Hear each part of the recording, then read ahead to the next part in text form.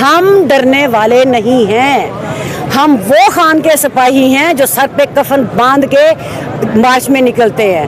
ہمیں اپنی زندگی کی پرواہ نہیں ہے. ہم اپنے آج جو سانحہ پیش آیا خان صاحب کو اللہ پاک نے بال بچایا، اللہ پاک نے نئی زندگی دی. آج جو حادثہ پیش آیا اس کے بارے میں آپ کیا بولیں گے؟ افسوسناک حادثہ یہ پیش نہیں آیا یا اچانک نہیں آیا، یہ پلان کے ساتھ کیا گیا ہے خان کو روکنے کے لیے، خان کے سپاہیوں کو ڈرانے کے لیے.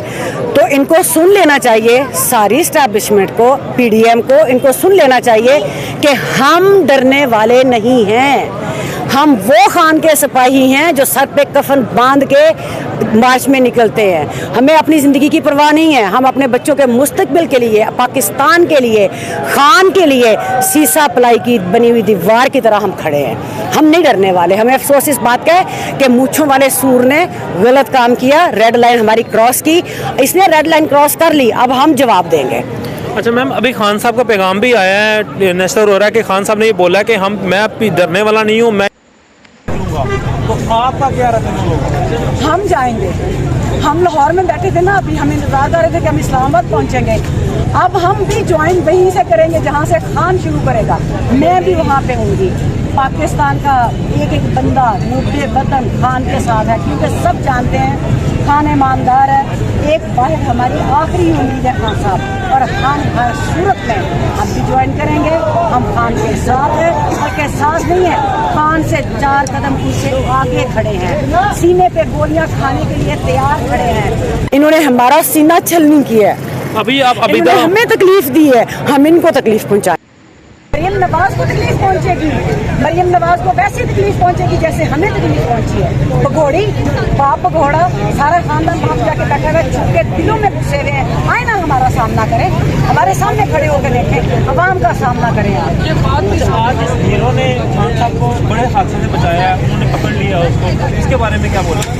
میں کہتی ہوں جس ماں نے اس کو پیدا کیا، میں اس ماں کو سلام پیش کروں، میں اس ماں کو سلیوٹ پیش کروں. وہ ہمارا ہیرو بن گیا، جس نے خان کی زندگی بچائی، خان کو تحفظ دیا، اس پر جس نے گن اس کی چھینی، اس نے بچایا. ہم اس کو سلیوٹ پیش کریں. اور ہمارے اوپر اس کے پورے خاندان کا احسان، پورے پاکستان کی 22 کروڑ عوام کے اوپر احسان ہے کہ اس نے ہمارے لیڈر کو بچایا. سر میں ایک چیز اور، بہت جلدی جو نا ایک ویڈیو وائرل ہوئی ہے کہ یہ بندہ پکڑا گیا، یہ وہ، اس میں کیا کہیں کہ آپ کی ابھی تفتیش بھی نہیں کی اور انہوں نے ویڈیو وائرل کر دی کہ میں خود آیا ہوں، مجھے خان صاحب نا بہت برے لگتے تھے. اس کے اوپر آپ کیا بولیں گے؟ ہم کیا بے وقوف ہیں جو یہ کہیں گے اس کو مان لیں گے؟ ہم نہیں مانتے. ہمیں پتہ ہے پلان، اس کو پلانٹ کیا ہے انہوں نے. ہم نہیں مانتے، ہم اس بات کو کسی صورت نہیں مانتے. آپ کو کیا لگتا ہے کہ یہ جو کہتے ہیں ہم اس کو مان لیں گے؟ ہم کیا پاگل ہیں؟ ہمیں بیوقوف سمجھ رکھا ہے انہوں نے کہ ہم یہ جو بکواس کریں گے اس کو ہم مان لیں. بات کہتی ہوں، ہم کیا غلام ہیں جو یہ بکواس کریں گے اس کو ہم مان لیں گے؟ ہم نہیں مانیں گے. ہمیں بڑی اچھی طرح پتہ ہے. جس وقت اس کی وہ ویڈیو آئی ہے، میں نے اس وقت میں گاڑی میں آ رہی تھی، میں دیکھ کے بھی آ رہی تھی، تو اس وقت میں ہنسی اس کے اوپر. میں نے کہا انہوں نے کیا سمجھ رکھا ہے پاکستانی عوام کو؟ پاکستانی عوام بیوقوف ہے. خان نے اتنا شعور دے دیا ہے کہ پاکستان کا 4 سال کے بچے سے لے کے 80 سال کا بابا بھی جانتا ہے کہ کون ایماندار ہے، کون بے ایمان ہے، اور کون پاکستان کے ساتھ کھلواڑ کر رہا ہے. پاکستان کو تباہی کے دھانے پہ لا کے کن لوگوں نے کھڑا کر دیا ہم بہت اچھی طرح جانتے ہیں. ہماری زبانوں کو بند کرنے کے لیے نیا قانون نافذ کیا ہے کہ جو بولے گا اس کو 7 سال کے لیے جیل میں ڈال دیا جائے گا. ڈالو بھائی جیل میں، میں کھڑی ہوں یہاں پہ تیار ہوں. مارو گولی، مجھے مار سکتے ہو. کتنوں کو مارو گے؟ کتنی زبانیں بند کرو گے؟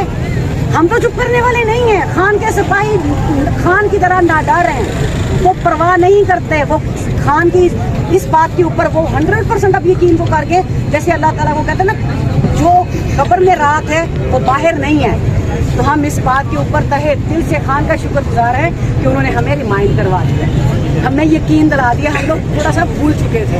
خان نے ہمیں بتا دیا کہ جو رات قبر میں ہے وہ باہر نہیں ہے. عرش شریف نے ہمیں بتا دیا کہ جو رات قبر میں ہے وہ باہر نہیں ہے. عرش شریف کا خون ضائع نہیں جائے گا، اس کے خون کے ایک ایک قطرے کا حساب لیں گے. اس کی اکیلی ماں کی گود نہیں اجاڑی. یہ 22 کروڑ کی جو مائیں ہیں نا بچوں کی، ان سب کے دلوں کو چھلنے کی ہے. خان کے اوپر گولی نہیں چلائی، ہمارے اوپر گولی چلی ہے. ہمارے دل چھلنی ہے، ہمارے جگر چھلنی ہے. اس ٹائم پہ انہوں نے کیا سمجھ رکھا تھا کہ ہمیں ڈرا کے بٹھا دیں گے اتنی سی بات کر کے؟ ہم نہیں کرنے والے.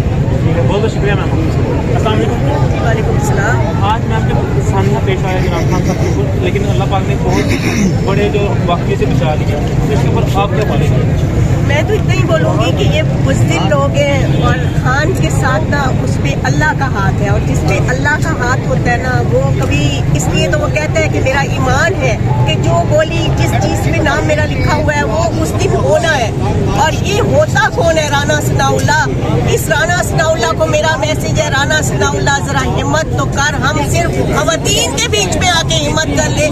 ہم پاکستانی ہیں نا, ہمارے بیچ میں ہم تیرے ٹوٹے کر دیں گے. میں دوبارہ کہہ رہی ہوں, ہم تیرے ٹوٹے کر دیں گے. آ جا بیچ میں سامنے.